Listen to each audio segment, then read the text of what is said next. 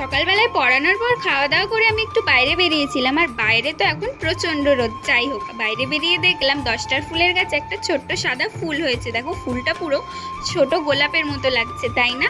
আর কয়েকদিন আগে রেন লিলির গাছে দুটো ফুল হয়েছিল, সেই ফুলগুলো শুকিয়ে বীজ হয়েছিল, আর বীজগুলোও এখন শুকনো হয়ে গেছে। তাই আমি বীজগুলো তুলছিলাম, আর তুলতে তুলতে আমার হাত থেকে বীজগুলো ওখানেই পড়ে গিয়েছিল।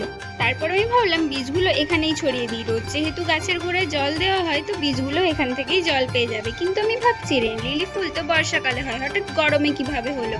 তারপর মনে পড়লো কয়েকদিন আগে যে বৃষ্টি হয়েছিল, তখনই মনে হয়েছিল। যেহেতু গাছগুলো ছাদে থাকতো এতদিন, তো আমি খেয়াল করিনি। যাই হোক, বীজগুলো এখন ছড়ানো হয়ে গেছে।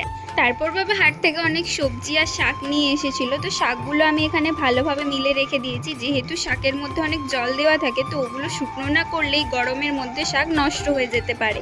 আর আজ আমি বানিয়েছিলাম পটল দিয়ে চিংড়ি মাছ দিয়ে একটা তরকারি, পটল চিংড়িও বলতে পারো। যাই হোক, আমি বানিয়েছি বলে বলছি না, খেতে কিন্তু এটা ভীষণ সুন্দর হয়েছিল। তো আজকের মতো এইটুকুই, আবার দেখা হবে পরের ভিডিওতে। আজকের ভিডিওটা যদি তোমাদের ভালো লাগে, লাইক করে চ্যানেলটা সাবস্ক্রাইব করে দিও।